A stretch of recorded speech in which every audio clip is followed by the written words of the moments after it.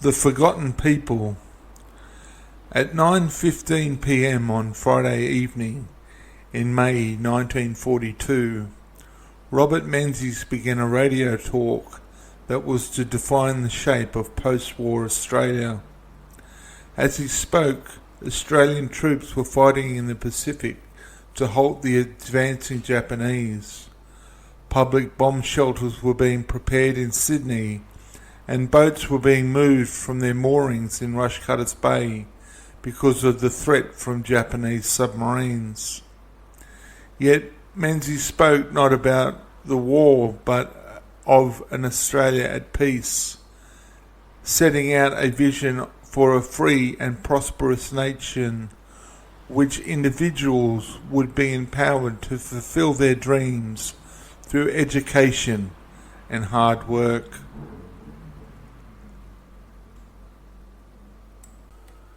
Robert Menzies, 22nd of May 1942. Quite recently, a bishop wrote a letter to a great daily newspaper.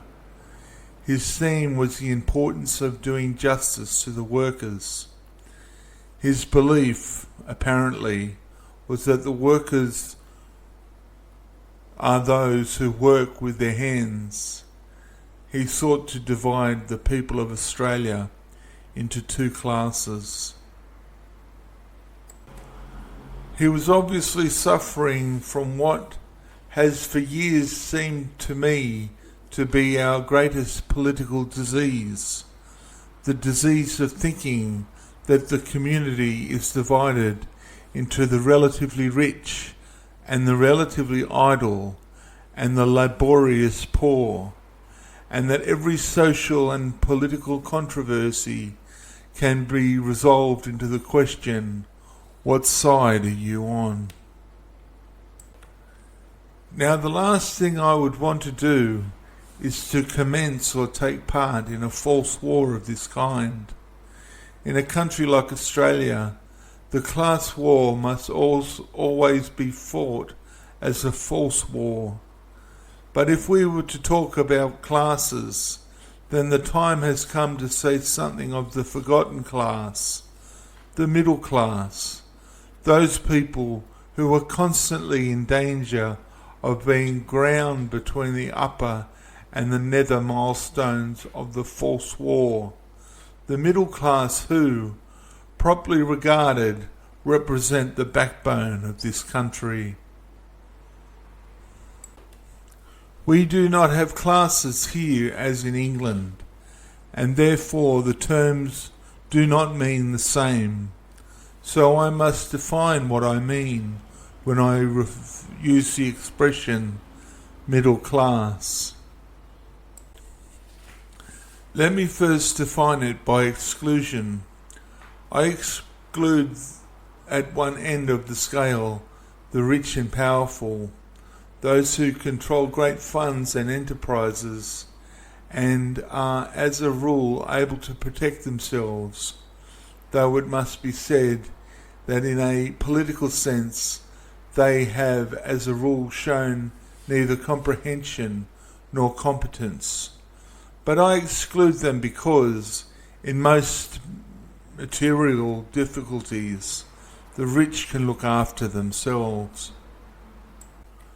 I exclude on the other end of the scale the mass of unskilled people, almost invariably well organised and with their wages and conditions safeguarded by popular law.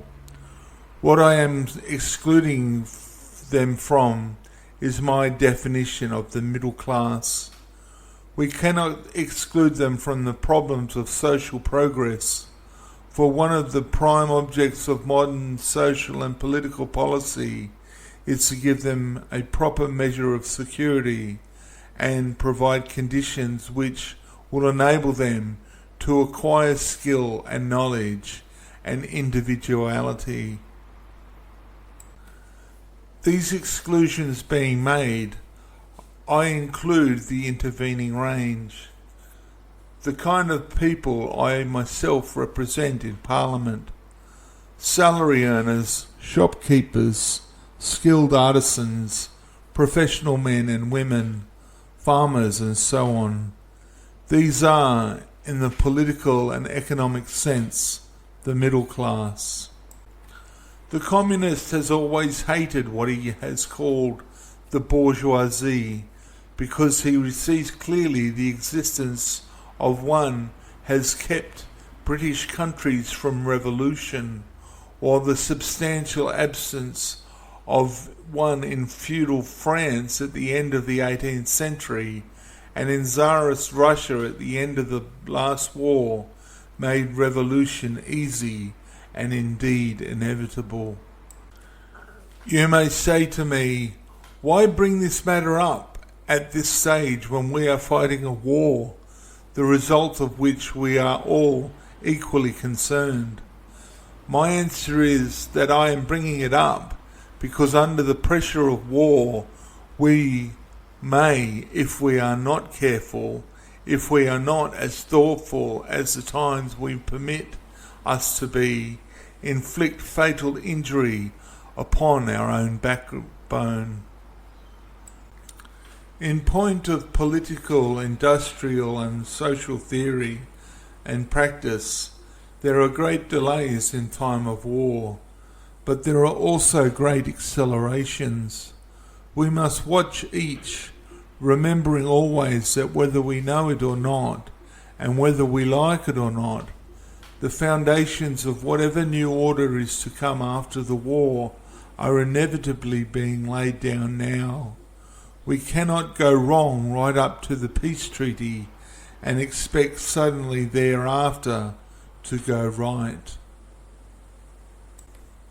Now, what is the value of this middle class, so defined and described? First, it has a stake in the country. It has responsibility for homes, homes material, homes human, and homes spiritual. I do not believe that the real life of this nation is to be found either in great luxury hotels and by the petty gossip of so-called fashionable suburbs, or in the officialdom of the organised masses. It is to be found in the homes of people who are nameless and unadvertised, and who, whatever the individual religious conviction or dogma, see their children their greatest contribution to the immortality of their race.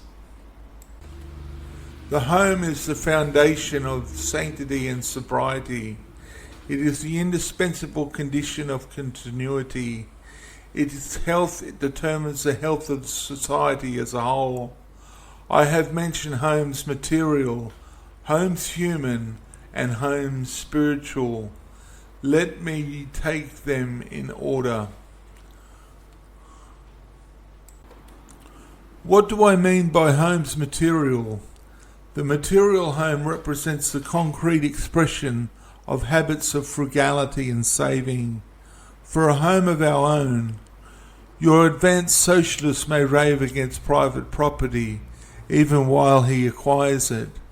But one of the best instincts in us is that which induces us to have a little piece of the earth, with a house and a garden which is ours, to which we can withdraw, in which we can be among friends, into which no stranger can come against our will. If you consider it, you will see that if, as the old saying goes, the Englishman's home is his castle, it is this very fact that leads to the conclusion that he who seeks to violate the law by violating the soil of England must be repelled and defeated. National patriotism, in other words, inevitably springs from the instinct to defend and preserve our homes. Then we have homes human.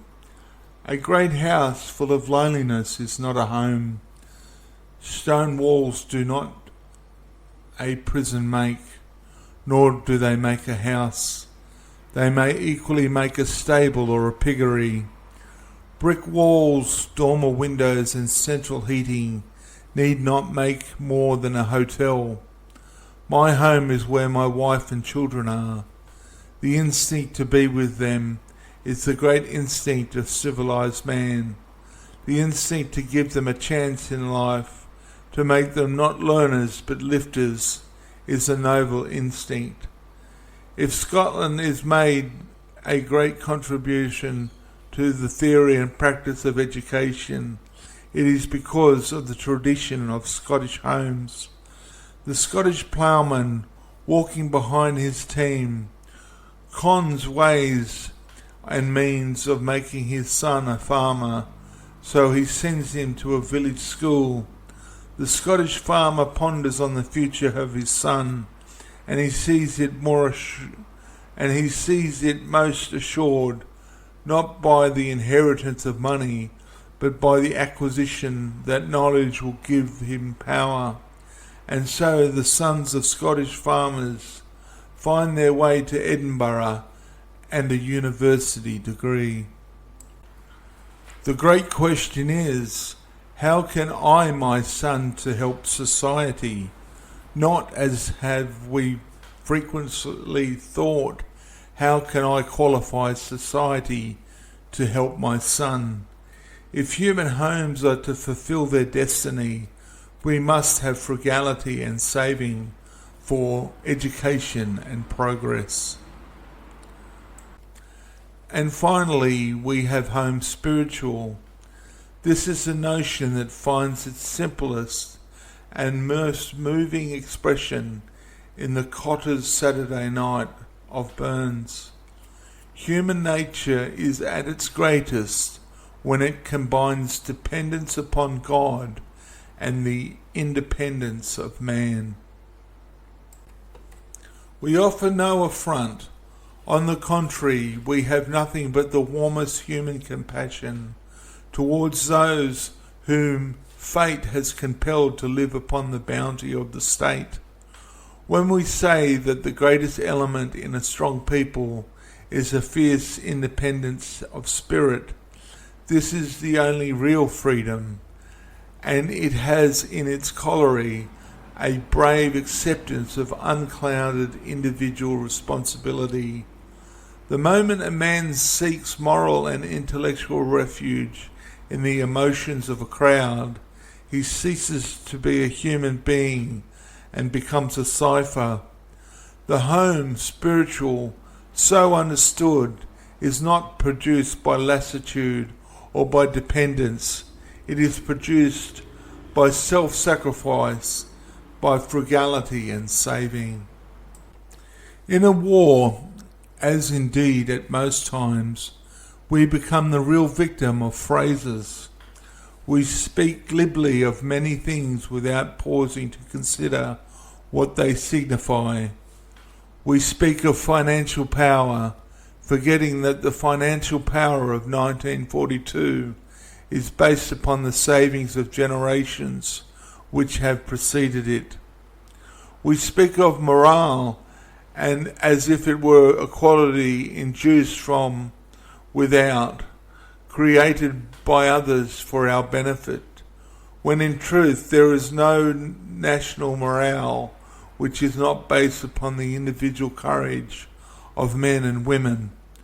We speak of manpower as if it were a mere matter of arithmetic, and if it were made up of multiplication of men and muscles without spirit. Second, the middle class, more than any other, provides the intelligent ambition which is the motive power of human progress. The idea entertained by many people that in a well-constituted world we shall all live on the state in its quintessence of madness. For what is the state but us? We collectively must provide what we individually receive. The great vice of democracy, a vice which is exacting a bitter contribution from it at this moment, is that for a generation we have been busy getting ourselves on the list of beneficiaries and removing ourselves from the list of contributors, as if somewhere there was somebody else's wealth and somebody else's effort with which we could strive.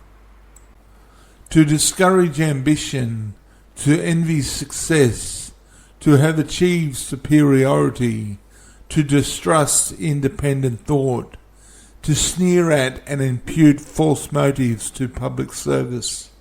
These are the maladies of the modern democracy, and of Australian democracy in particular. Yet ambition, effort and thinking and readiness to serve are not only the design and objectives of self-government, but the essential conditions of success. If this is not so, then we had better put back the clock and search for a benevolent autocracy once more. Where do we find these great elements most commonly? Amongst the defensive and comfortable rich? Amongst the unthinking and unskilled mass? Or among what I call the middle class?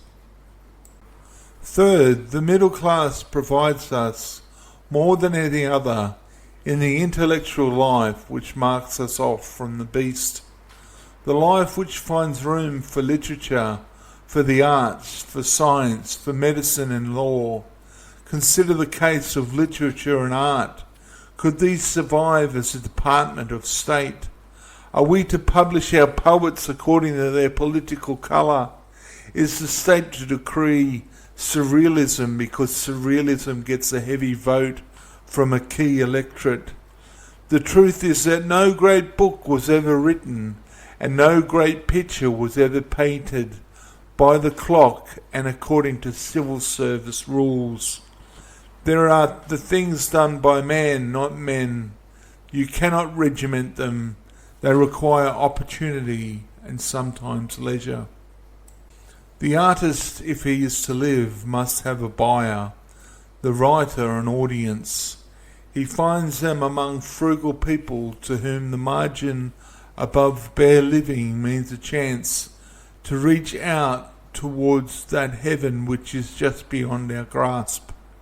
It has always seemed to me, for example, that an artist is better helped by the man who sacrifices something to buy a picture he loves than by a rich patron who follows the fashion. Fourth, this middle class maintains and fills the highest schools and universities, and so feeds the lamp of learning. What are schools for? To train people for examinations, to enable people to comply with the law, or to produce developed men and women? Are the universities mere technical schools, or have they as one of their functions the preservation of pure learning, bringing in its train not merely riches for the imagination, but a comparative sense of the mind, and leading to what we need so badly, the recognition of values which are other than pecuniary? One of the greatest blots on modern living is the cult of false value, a repeated application of the test of money, notoriety for applause, a world in which a comedian or beautiful half-wit on the screen can be paid fabulous sums, while scientific researchers and discoverers can suffer neglect and starvation, is a world which needs to have its sense of values violently set right. Now, have we realised and recognised these things? Or is most of our policy designed to discourage or penalise thrift, to encourage dependence on the state, to bring about a dull equality on a fantastic idea that all men are equal in mind and needs and deserts, to level down by taking the mountains out of the landscape, to weigh men according to their political organisations and power, as votes and not as human beings? These are formidable questions, and we cannot escape from answering them if there is really to be a new order in the world. I have been actively engaged in politics for 14 years in the state of Victoria and the Commonwealth of Australia. In that period, I cannot readily recall many occasions upon which any policy was pursued which was designed to help the thrifty, to encourage independence, to recognise the divine and valuable variations of men's minds. And on the contrary, there have been many instances in which the votes for the thriftless have been used to defeat the thrifty. On occasions of emergency, as in the Depression and during the present war, we have hastened to make it clear that the provision made by man for his own retirement and old age is not half as sacrosanct as the provision the state would have made for him if he had never saved at all. We have talked of income from savings as it is possessed for a somewhat discreditable character. I have taxed it more and more heavily. We have spoken slightishly of the earning of interest at the very moment when we have advocated new pensions and social schemes.